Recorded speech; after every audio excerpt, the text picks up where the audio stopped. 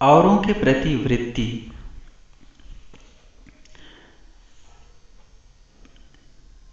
क्या आदमी दूसरों के साथ रहता हो तो उनसे कम या ज़्यादा प्रभावित हुए बिना नहीं रह सकता?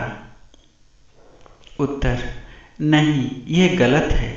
सामान्य जीवन के लिए यह बात ठीक है, पर योगी के लिए नहीं। अगर तुम किसी के बारे में अच्छी बात नहीं सोच सकते तो उसके बारे में सोचने से बचो। औरों के साथ कठोर होने से पहले अपने साथ कठोर हो। सभी मतों में कुछ सच होता है और कुछ झूठ।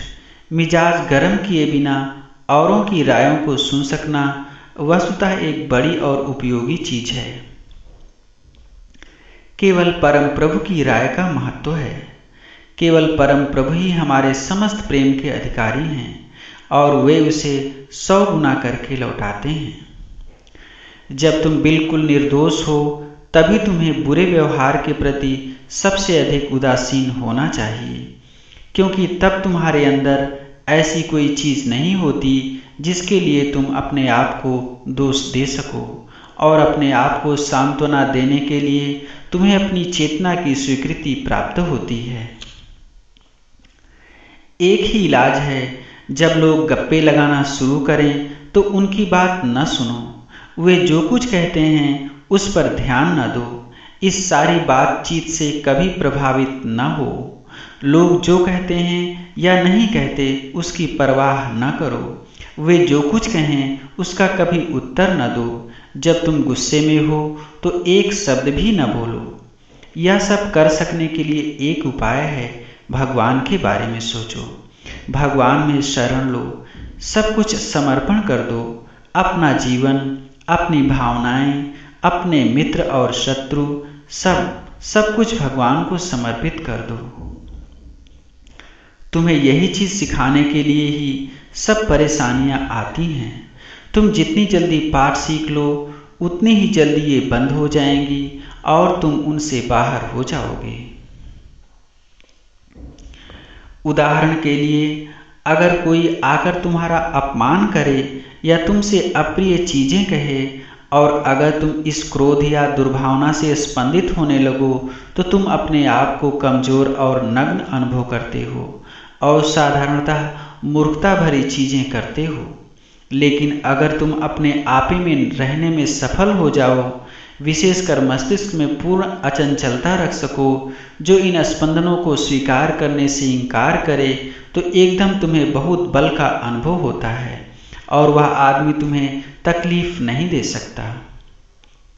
और अगर तुम बहुत शांत रह सको, शारीरिक दृष्टि से भी चुपचाप हिले डुले बिना रहो, अपने अंदर और सब जगह शांत रह सको, अपने ऊपर आने वाली उग्रता के प्रति अगर तुम्हारे अंदर आंतरिक प्रत्युत्तर के ये सब स्पंदन पैदा न हो, तो इससे न केवल तुम्हारे ऊपर बल्कि दूसरे व्यक्ति के अंदर भी एक शक्ति आ जाती है। इससे तुम्हें अचंचलता की शक्ति का कुछ अंदाज मिल सकता है। और आध्यात्मिक जीवन में यह कोई बड़ी चीज नहीं है, लेकिन यह बाहरी भौतिक जीवन की चीज है, एक प्रचलित तथ्य है जिसे तुम हर रोज देख सकते हो। अचंचलता में, मानसिक अचंचलता में, संवेदनात्मक अचंचलता में, भौतिक अचंचलता में बहुत बड़ी शक्ति होती है। अगर तुम दीवार की तरह रह सको, एकदम गति शून्य, तो दूसरा आदमी जो कुछ तुम्हारे ऊपर फेंकता है वह उसी पर वापस जा गिरेगा और क्रिया तत्काल होती है। वह आतताई की भुजा को रोक सकती है। हाँ, इससे काम न चलेगा कि तुम बाहर से तो निश्चल रहो पर अंदर ही अंदर उबलते रहो। मैं उसकी बात नहीं कर रही, मेरा मतलब है सर्वांगीण अचंचलता से। निश्चय ही केवल भगवान को चाहना उचित चीज है, लेकिन जब तुम्हारे अंदर कोई आसक्ति न हो तो तोड़ने की जरूरत नहीं। तुम जिन्हें जानते हो उन सबके साथ शांत और सामंजस्यपूर्ण संबंध हो सकता है, ऐसा संबंध जो केवल भगवान में ही अस्तित्व रखता है। मैत्री बहुत अच्छी चीज है और दिव्य जीवन में उसका स्थान है। केवल कामना और काम वासना ही वातावरण को नीचा करते और गंवारू बना देते हैं। चैत्य चेतना में निवास करो, प्राणिक और जड़ भौतिक में नहीं। जो सत्य पथ का अनुसरण करना चाहते हैं, स्वभावतः उनका सामना दुर्भावना की सभी शक्तियों के आक्रमण से होगा। न केवल यह कि ये शक्तियां नहीं समझती, बल्कि वे जिसे नहीं समझती उससे घृणा भी करती हैं। अगर तुम लोगों की अपने बारे में कही गई द्वेषपूर्ण मूर्खता भरी बातों से कष्ट पाते, परेशान होते या हतोत्साह हो जाते हो, तो तुम मार्ग पर ज़्यादा आगे न बढ़ पाओगे। और ये चीज़ें तुम्हारे पास इसलिए नहीं आती कि तुम भागोगे, कि तुम अभागे हो या तुम्हारा भाग्य सुखद नहीं है, बल्कि इसके विपरीत इसलिए कि भागवत चेतना और भागवत कृपा तुम्हारे निश्चय को गंभीरता के साथ लेती है, और यह देखने के लिए कि क्या तुम्हारा निश्चय निष्कपट है और क्या तुम कठिनाइयों का सामना करने के लिए काफ़ी बलवान हो, परिस्थितियों को मार्ग की कसौटी बना देती हैं। इसलिए अगर कोई तुम्हारे ऊपर हंसता है या कोई अप्रिय बात कहता है, तो पहली चीज़ यह करो कि अपने अंदर देखो कि कौन सी दुर्बलता या अपूर्णता है जिसने ऐसी चीज़ होने का अवसर दिया। चूँकि लोग तुम्हारा उचित मूल्यांकन नहीं करते या जैसा तुम सोचते हो कि होना चाहिए वैसा नहीं करते, इससे निराश, क्रुद्ध या दुखी न हो, बल्कि इसके विपरीत तुम्हें भागवत कृपा का कृतज्ञ होना चाहिए, जिसने तुम्हारी दुर्बलता, अपूर्णता या विकृति दिखा दी ताकि तुम उसे ठीक कर सको। अतः अप्रसन्न होने की जगह तुम पूरी तरह संतुष्ट हो सकते हो, और जो आदमी तुम्हें हानि पहुंचाना चाहता था उसका लाभ, बहुत बड़ा लाभ उठा सकते हो। इसके अतिरिक्त अगर तुम सचमुच पथ का अनुसरण करना चाहते हो, योग करना चाहते हो, तो यह तुम्हें इसलिए नहीं करना चाहिए कि लोग तुम्हारी प्रशंसा करें और तुम्हें मान दें, या तुम्हें इसलिए करना चाहिए क्योंकि यह तुम्हारी सत्ता की अनिवार्य आवश्यकता है, क्योंकि इसके अतिरिक्त और किसी उपाय से तुम खुश नहीं हो सकते। लोग चाहे तुम्हारी प्रशंसा करें या ना करें, इसका कोई भी जरा भी महत्व नहीं है।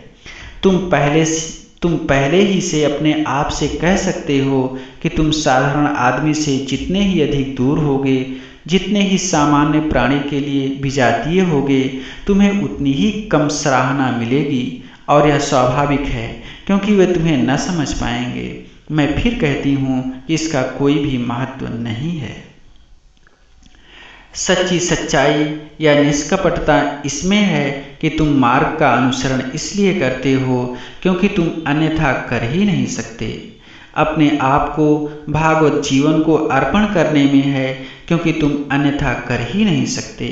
अपनी सत्ता को रूपांतरित करने का प्रयास करने और प्रकाश में आविर्भूत होने में है क्योंकि तुम अन्यथा कर ही नहीं सकते, क्योंकि यही एकमात्र कारण है जिसके लिए तुम जीवित हो। जब ऐसी स्थिति हो तो तुम निश्चित हो सकते हो कि तुम ठीक मार्ग पर हो। तुम में से अधिकतर सत्ता की ऊपरी सतह पर रहते हो, जो बाहरी प्रभावों के लिए खुली रहती है। तुम मानो बाहर की ओर प्रक्षिप्त अपने शरीर के बाहर रहते हो, और जब तुम इसी तरह प्रक्षिप्त किसी अन्य अप्रिय सत्ता से मिलते हो तो उद्विग्न हो उठते हो। यह सारी गड़बड़ इसलिए होती है कि तुम्हें पीछे हटने का अभ्यास नहीं होता। तुम्हें हमेशा अपने अंदर पीछे की ओर हटना चाहिए। अपने भीतर गहराई में जाना सीखो, पीछे हटो और तुम सुरक्षित रहोगे। अपने आप को उथली शक्तियों के हाथ में न दो जो बाहरी जगत में घूमती रहती हैं। अगर तुम कोई चीज़ करने की जल्दी में हो तो भी क्षण भर के लिए पीछे हटो तो तुम्हें यह देखकर आश्चर्य होगा कि तुम्हारा काम कितनी जल्दी और कितनी अधिक सफलता से सिद्ध हो जाता है। अगर कोई क्रुद्ध है तो तुम उसके स्पंदनों की पकड़ में न आओ, केवल पीछे की ओर खिसक जाओ और उसका क्रोध कोई सहारा या उत्तर ना पाकर तुम्हारे पैरों पर गिरकर मर जाएगा। हमेशा अपनी शांति बनाए रखो, उसे खोने के सभी प्रलोभनों का प्रतिरोध करो। पीछे हटे बिना किसी चीज का निर्णय न करो। पीछे हटे बिना एक शब्द भी न बोलो। पीछे हटे बिना अपने आप को किसी क्रिया में न झोंको। जो कुछ सामान्य जगत का है वह अस्थायी और क्षणिक है, इसलिए उसमें ऐसी कोई चीज नहीं है जिसके लिए उद्विग्न हुआ जाए। पाने लायक, जीतने लायक और अधिकार करने लायक बस वही है जो स्थायी, शाश्वत, अमर और अनंत हो, और वह है भागवत प्रकाश, भागवत प्रेम और भागवत जीवन। यह परम शांति, पूर्ण आनंद और शीर्षस्थ पूर्ण अभिव्यक्ति के साथ पृथ्वी पर आधिपत्य भी है। जब तुम्हारे अंदर वस्तुओं की सापेक्षता का भाव हो, तब जो कुछ भी हो तुम पीछे की ओर हट सकते हो और देख सकते हो और शांत रह सकते हो और दिव्य शक्ति को पुकार सकते और उसके उत्तर की प्रतीक्षा कर सकते हो।